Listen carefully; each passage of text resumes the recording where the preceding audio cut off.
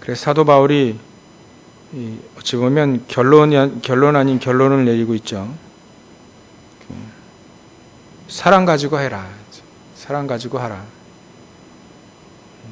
직분도, 봉사도, 또 은사도, 또 형제간의 교우도, 모든 것도 사랑 가지고 해라. 근데 사랑 표현을 아가페라 했으니까 예수님의 사랑 가지고 해라. 지금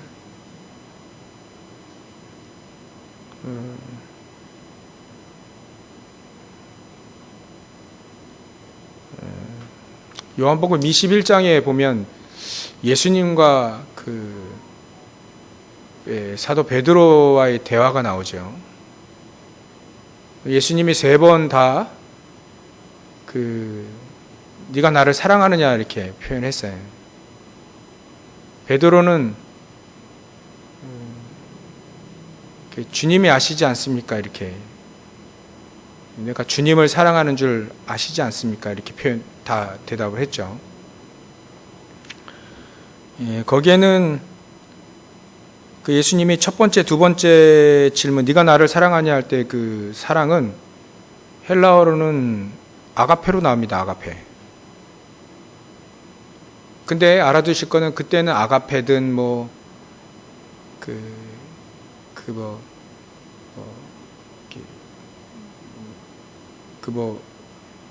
갑자기 또 생각이 안 나네. 우정에 관한 사랑이든 남녀 간의 사랑이든 똑같이 썼다 해요. 다 똑같이 그냥 썼다 하는데 그렇다 하더라도 원어를 근데 제가 좀 더 연구해 봐야 되겠는데요. 헬라어를 그거를 만약에 사도 요한이 헬라어를 그만큼 잘했을까 생각이 들어요. 히브리 사람인데 헬라어를 그렇게 헬라어를 쓸 만큼 글을 쓸 만큼 그렇게 헬라어를 잘했을까라는 궁금증이 있긴 한데요. 사도 바울은 헬라어를 능통했기 때문에 헬라어로 잘 썼죠. 근데 신약은 헬라어로 돼 있으니까 그리스어로 돼 있어요. 그리스에서 쓰는 언어로 돼 있는데 그렇게 따지고 보면 아마 누가 번역을 해주지 않았는가라는 생각도 들기도 하는데요. 제가 신학 지식이 좀 짧아서 그런 궁금증이 있었는데 베드로는 대답하기에 전부 다 우정에 관한 사랑 표현을 썼어요. 단어를. 그래서 아가페가 아닌 예수님은 아가페로 네가 나를 사랑하느냐 이렇게 썼는데 베드로는 3번 다 우정에 관한 뭐라 합니까? 피톨기 뭐라 합니까? 이게 갑자기 또 생각이 나네. 그런 대답, 우정에 관한 우정의 사랑 그거로 3번 다 대답해요. 근데 마지막에 3번째 예수님이 이렇게 표현할 때는 우정에 관한 사랑을 표현을 썼어요. 네가 나를 친구 간의 우정, 그만큼 나를 사랑하냐 물을 때 베드로가 좀 의아해했죠. 그러고 나서 이제 내가 우정에 관한 단어 사랑을 그렇게 하시는 줄, 내가 그렇게 사랑한 줄 예수님이 아십니다. 그런 사랑의 표현이 제가 찾아보니까 있던데요. 그렇게 나눠서 의미를 따져볼 수 있긴 한데, 정말 우리가 크리스찬들이 사랑을 논할 때는, 사랑을 말할 때는 그거 따지면서 사랑을 논할 수 있을까요? 논할까요? 우리의 기준은 이미 예수님의 십자가의 사랑이 기준이 딱 서 있는데, 우정이 어떻고, 남녀 간의 사랑이 어떻고, 때에 따라서 그렇게 나눌 수 있지만, 이미 우리가 다른 사람을 형제 간에 사랑할 때, 우정의 사랑만 이렇게 서로 기대하고 바라고 그러 합니까? 예수님의 사랑을 바라고 또 예수님의 사랑을 전달하고 우리의 기준은 거기에 있잖아요. 그래서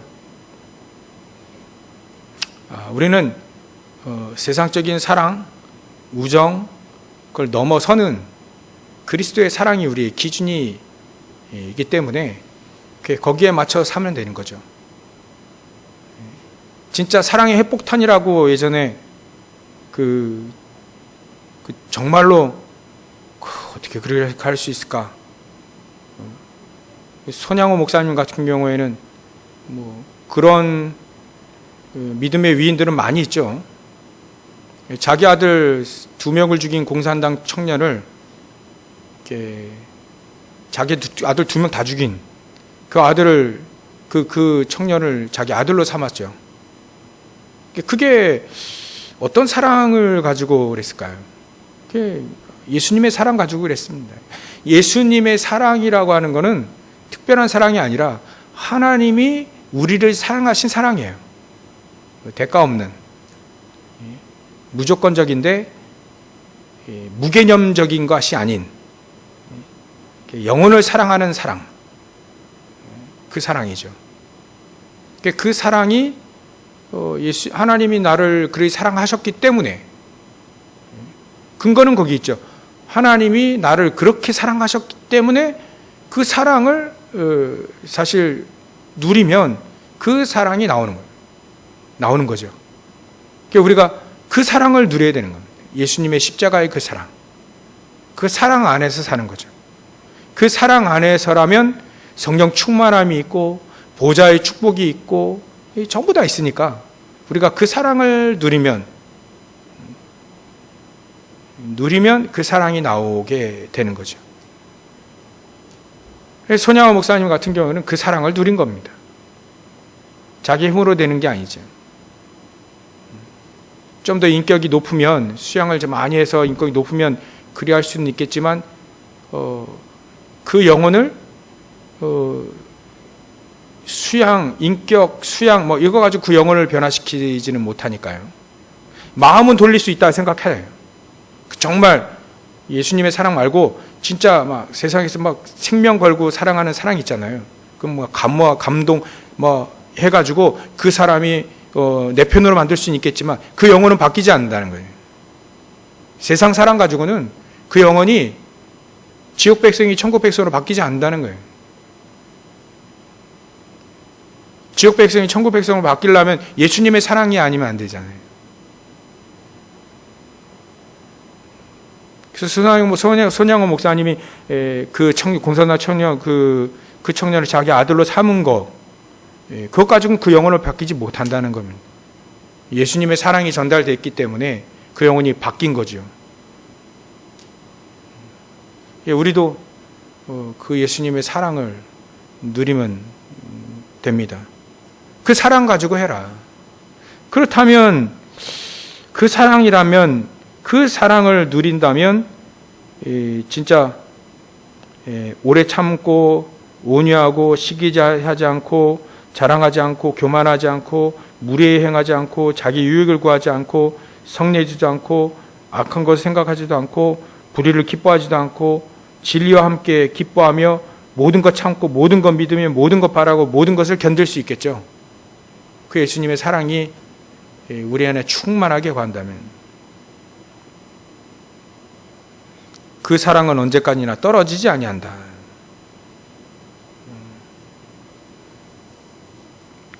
그래서 예수님의 사랑 가지고 예수님의 사랑을 누리시길 바랍니다. 그래서 예수님의 사랑은, 하나님이 우리를 사랑하신 그 큰 사랑은 아까 말씀드렸듯이 우리를 100% 인도하시기를 원하신다. 우리가 성령 인도 받기를 계속 거기에 집중한다면 우리를 100% 성령 인도 받게 하신다. 무슨 일을 하든 무슨 일을 만나든 100% 성령 인도 받게 하신다. 그게 하나님이 원하시는 거잖아요. 그래서 어떻게 하면 우리가 성령 인도 받겠는가? 진짜 예수님의 사랑이라면, 그 아가페 사랑이라면 우리를 100% 성령 인도 받게 하시는 것이 하나님의 소원 아니십니까? 그죠? 소원이잖아요. 우리가 성령 인도 받는 것이 가장 하나님이 원하시는 것이다.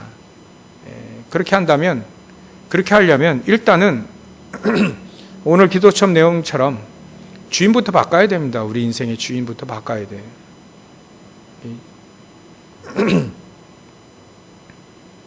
진짜 사랑 가지고, 예수님의 사랑 가지고 우리가 신앙생활을 하려고 한다면 일단 주인부터 바꿔라. 그렇다면 모든 거 성령인도 받게 되겠죠. 주인을 그리스도로 우리가 모셨기 때문에 그 그리스도께서 우리의 주인 되시면 주인이 알아서 하시니까 거기에 성령인도 받으면 되죠. 그래서 왜 우리가 성령인도 받고 왜 우리가 주인을 바꿔야 되고 성령인도 받고 해야 되느냐? 예수님이 우리를 사랑하신 그 큰 사랑으로, 그 큰 사랑 때문에 그 사랑을 맛본다면 주인이 바뀌겠죠. 그 사랑을 우리가 정말 누린다면 진짜 주인이 바뀌어질 겁니다. 그래서 우리가 왜 정말 인생의 주인을 바꾸고 성령인도 받고 왜 사랑 가지고 예수님의 사랑, 하나님의 사랑 가지고 해야 되냐면 세상에서는 사단은 잘못된 사랑을 전달하고 있어요. 잘못된 사랑. 그게 뭐냐면 내가 나를 사랑하는데 하나님 필요 없이 내가 나의 인생의 주인이다라고 하는 자기 사랑, 잘못된 자기 사랑, 하나님 사랑 제외하고 자기 사랑에 빠지는 거죠. 근데 이 메시지가 사단이 아주 우리 인간을 멸망시키기에 가장 좋은 메시지가 이겁니다. 세상의 책들이나 전부 다 얘기하는 거 보면 나의 인생의 주인은 나다라고 멋있는 말이잖아요. 너의 인생은 주인이 너니까 하나님 그거 믿지 말고 너 인생이 너가 주인이다. 그게 맞는 말인데 사실 모든 사람이 다 여기를 끌려온다는 걸 사단이 알기 때문에 그 메시지를 하는 겁니다. 그게 누가 21세기 들어와서 그 빅데이터라고 하죠. 그거 따져보니까 단어를 제일 많이 사용하고 제일 많이 핵심적인 단어가 바로 나라고 하더라고요. 나라고 하는 단어가 전체적으로 따져봤을 때 제일 많이 쓰는 단어랍니다.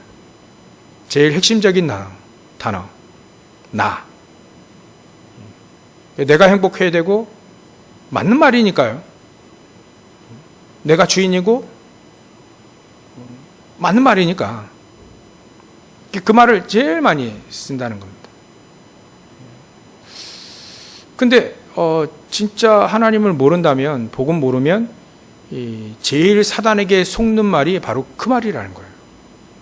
하나님은 그래서 디모데후서 3장 1절부터 3절에 그래서 말세대 되면 자기를 사랑한다. 하나님 말고 자기만 사랑한다. 자기만.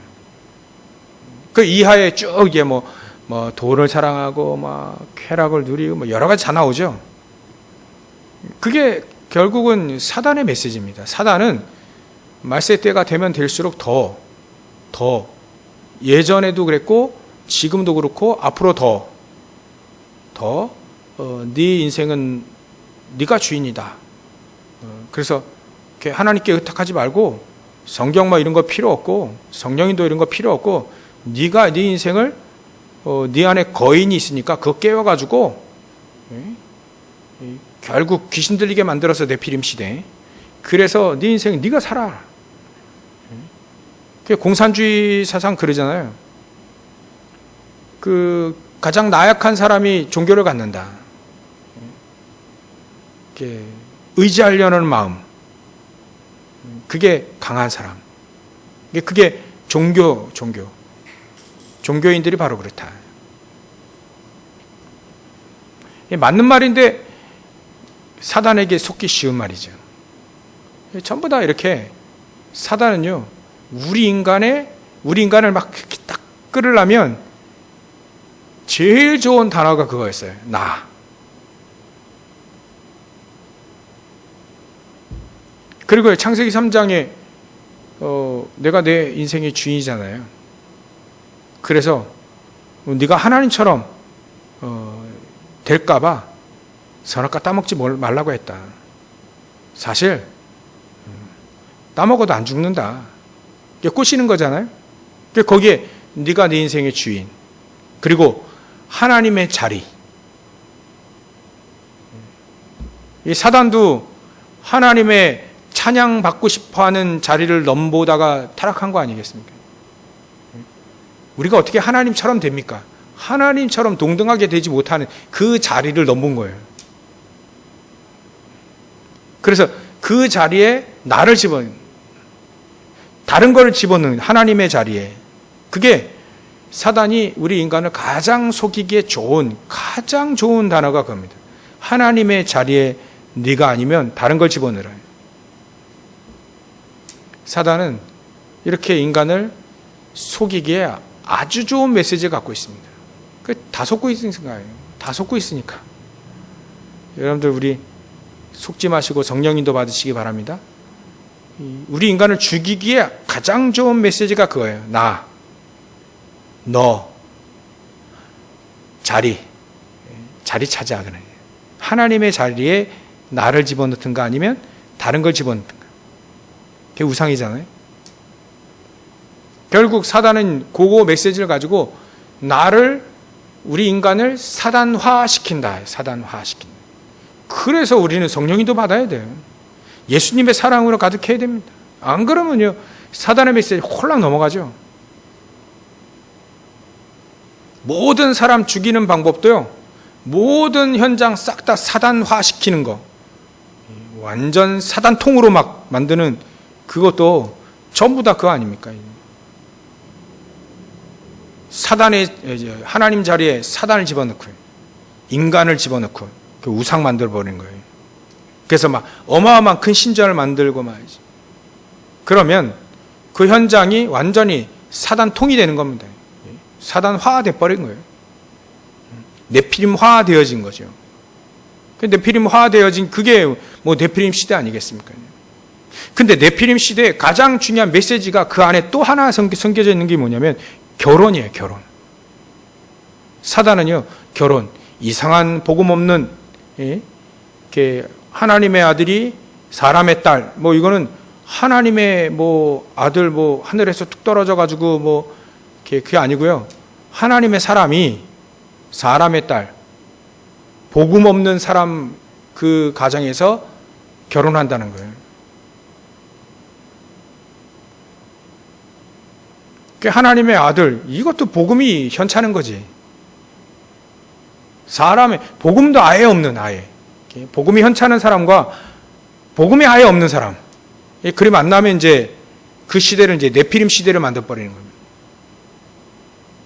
그래서 이상한 사람 만나서 또 이상한 사람 만나서 가정 이루어서 결국 이 이상한 가정이 계속 복음 없이, 복음 필요 없이 네피림 시대 만들고요. 그 타락의 시대를 만드는 거, 그렇게 하기를 사단이 가장 원하는 겁니다. 결혼을 잘해야 돼요. 결혼. 그러면 목사님, 불신자 만나면 안 됩니까? 만나도 되죠. 에스더처럼 생명 걸고 복음 지킬 수 있는 사람이라면 불신자 만나도 됩니다. 전혀 상관없이 괜찮은 사람인데 말이죠. 희한한 사람인데 불신자야. 그럼 그냥 발길을 걷어쳐버리면 됩니다. 놀다가 걷어치면 돼요. 근데 이 정말 괜찮은 사람이란 말이에요. 근데 안 믿어. 그러면 생각해봐야죠. 자기를 생각해봐야지. 이 사람은 똑같은 거니까 자기가 정말 어떤 목에 칼이 들어와도 복음을 딱 붙잡고 기도하며 죽으면 죽으리라 이런 믿음, 그 신앙이 되어지면 제가 허락하겠습니다. 하나님도 허락하겠죠. 하겠다는데. 근데 그렇지 않고 같이 휩쓸리다가 성령님도 모르고 예배도 모르고 기도도 모르고 그러다가 얻어 걸렸는데 이제 불신자 만났단 말이에요. 근데 괜찮아요? 보여요? 그러면 같이 동화됩니다. 거기에 얼마나 고생하는지요. 많이 봤습니다. 저도 가까이서도 보고요. 그러니까 결혼 잘해야 됩니다. 결혼 그거 잘못해서 네피림 시대를 만들어 버린다니까요. 정말 에스더와 같은 탁 복음, 죽으면 죽으리라 하면 시대를 살려버립니다. 근데 대부분은 그렇지 않더라고요. 그렇게 되기를 원합니다. 에스더처럼 말이지. 죽으면 죽으리라 막 복음을 위해 말이지. 이렇게 자기 민족, 교회를 위해 죽으면 죽으리라. 그래 하면 그런 렘넌트가 많이 일어나기 소원하고요. 또 언약 가지고 결혼하는 그게 가장 중요합니다. 사단이요 잘 알아요.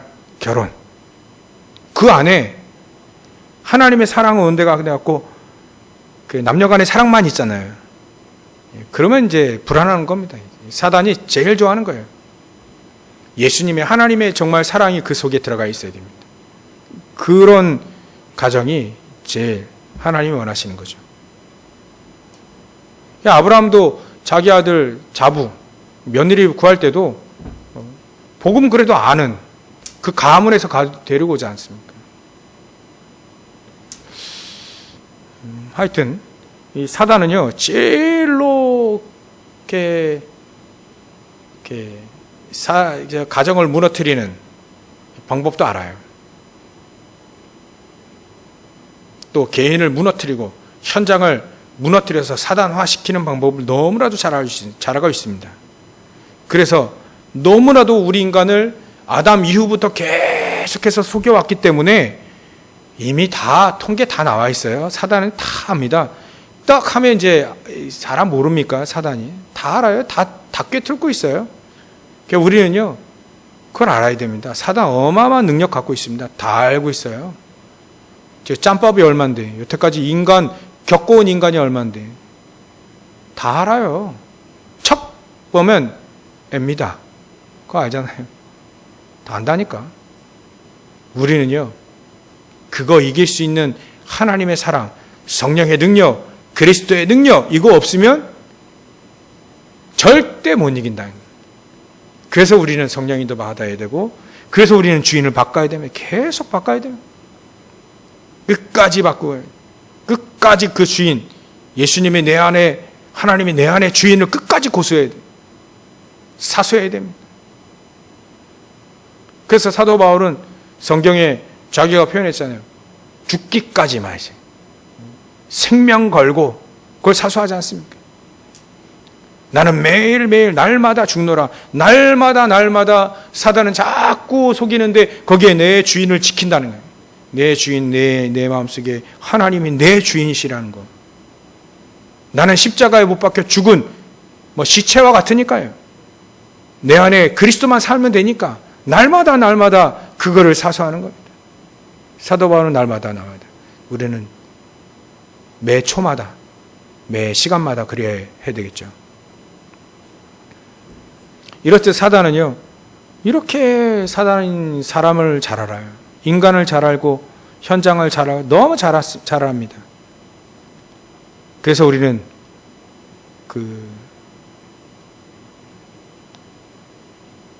138로 계속 무장해야 됩니다. 일어섰다 하면 넘어질까 조심해. 이게 불안불안한 사람은 섰다가 또 넘어지거든요. 단단한 138 반석에 딱 집을 짓는 것처럼 우리는 늘 그리스도 오직 138 해야 됩니다.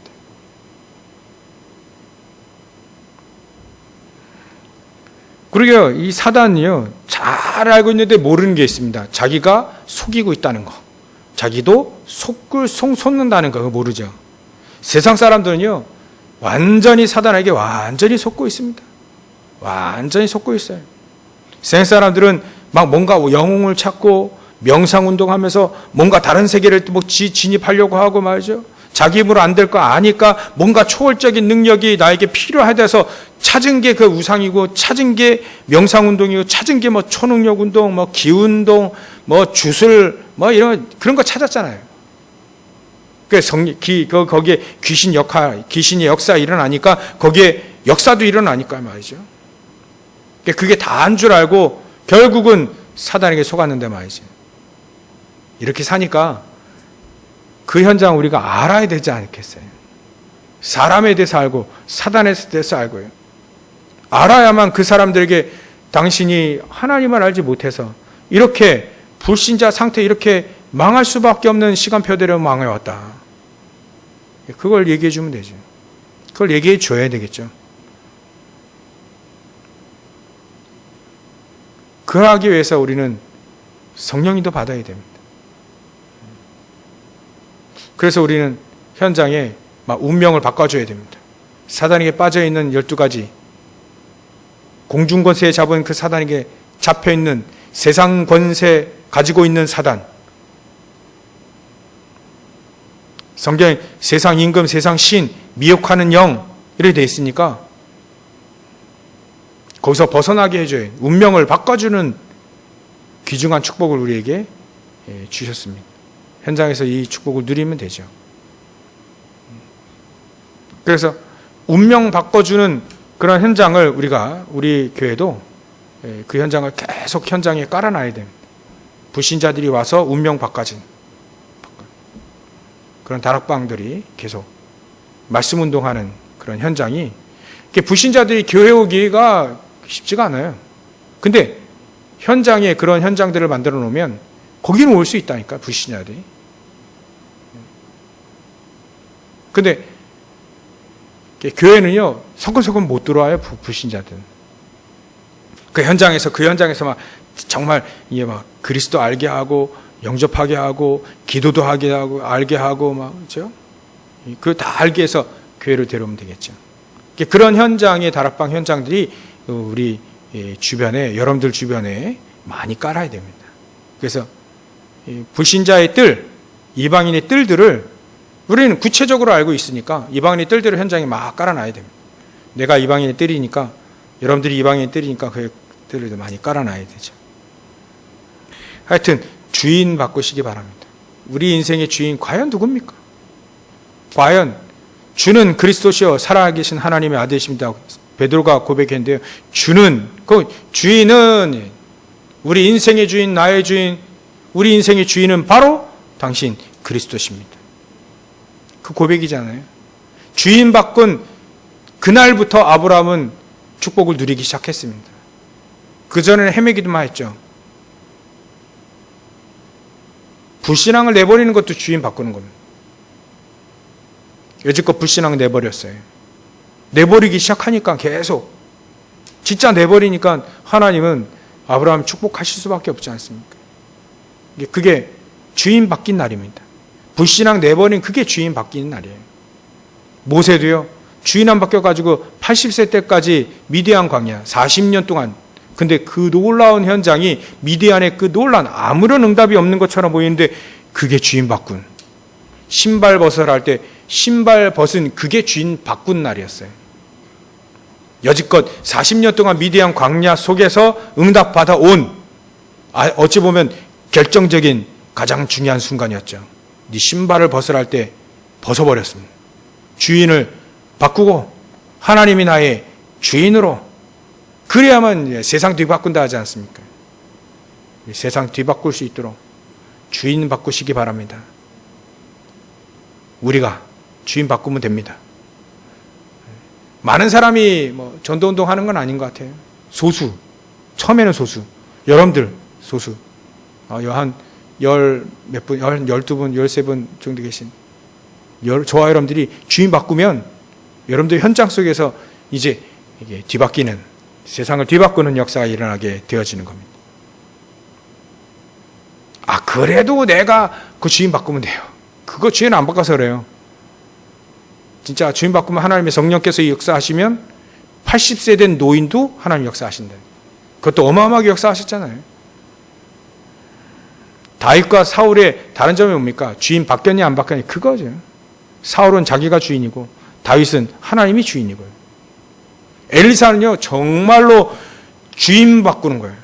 하나님의 성령의 갑전 내가 나에게 주십시오. 난 도단소 운동하고 렘너트 운동 해야 되니까 하나님 나에게 성령의 충만함, 성령께서 하나님의 영이 나의 주인 되고 하나님이 나의 주인 되지, 그거 아니면 안 된다는 거예요. 이래야 되어지면 되죠. 주인 바꾸시기 바랍니다. 그러면 재앙을 맞게 되어지죠. 근데 이런 0.1%의 주인 바꾼 사람이 결국 시대를 살렸습니다. 0.1%, 여러분들 축하드립니다. 0.1%. 0.1%. 0.1%도 계획 되게 많아요. 주인 바꾼 여러분들 0.1%, 여러분들이 결국은 남은 자의 순례자의 정복자. 남은 자 뭐라 했습니까? 내 안에 보호자, 내 안에 보호자와의 축복이 내가 임하는, 보호자의 축복이 내 안에 가득 임하는 그 사람이 남은 자다. 순례자는요, 현장을 보좌화시키는 거예요. 그 사람이 어디를 가든 그 현장에 보좌와의 축복이, 보호자의 축복이, 하늘 보좌의 축복이 임하는.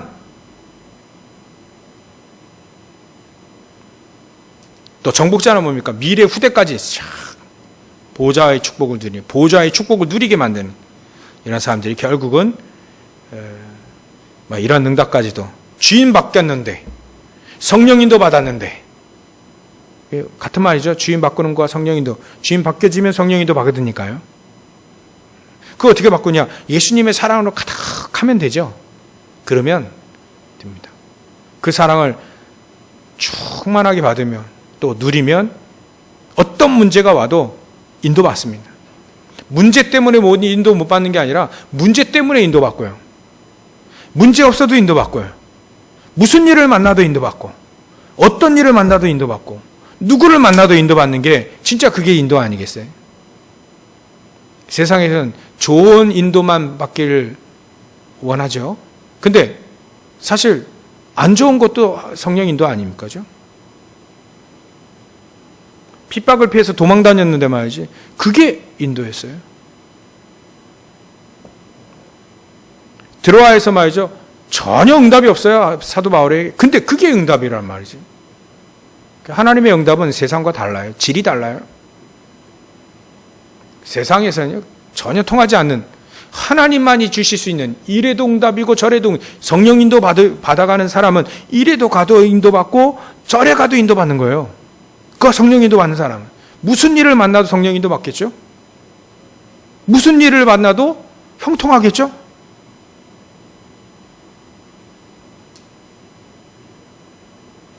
이해가 오시죠? 타시스를 기다리는 게 아니라니까요. 어디를 가든 성령 인도 받으면 어디를 가든 성령 인도 받는 거예요. 어디를 가든 하나님이 함께 하시는 거잖아요. 그러니까 우리는 어떻게 하면 성령 인도 받을까? 거기에 우리는 생명을 걸어야 돼요. 거기에 모든 집중을 하는 거예요. 집중하면 되는 거죠. 그러면 어떤 일이 와도 상관이 없다. 무슨 일을 해도 상관이 없다. 요셉은 원에서 노예 일을 한 거 아니잖아요. 노예 일을 해도 괜찮다. 어떤 곳에 가도 괜찮다. 성령 인도 받으면. 그게 중요한 것이지 어떤 일이 중요한 건 아니잖아요. 노예가 중요한 건 아니잖아요. 목동이 중요한 게 아니지 않습니까? 어떤 일을 만나든 성령 인도 받는 사람은, 그게 헷갈리면 이제 다 헷갈리게 돼요. 성령 인도 받는 사람은 어떤 일을 가도, 어떤 곳에 가도 전혀 상관이 없다. 무슨 일을 만나도 다 인도받고 다 응답받으니까요. 이런 축복을 다 누리시고 승리하시길 주의 이름 축원합니다. 기도하겠습니다. 하나님께 감사와 영광을 돌립니다. 성령 인도 받으며 예수님의 사랑 가득하여 그 예수님의 사랑 가지고 성령 인도 받으며 우리에게 주신 모든 직분, 은사, 모든 것 가지고 성령 인도 받아 정말 현장을 뒤바꾸는, 보좌의 축복, 하나님의 나라로 뒤바꾸는 축복을 누리는 남은 자, 순례자, 정복자의 인생을 살 수 있도록 역사해 주시옵소서. 거룩하신 예수님의 이름으로 기도드리옵나이다.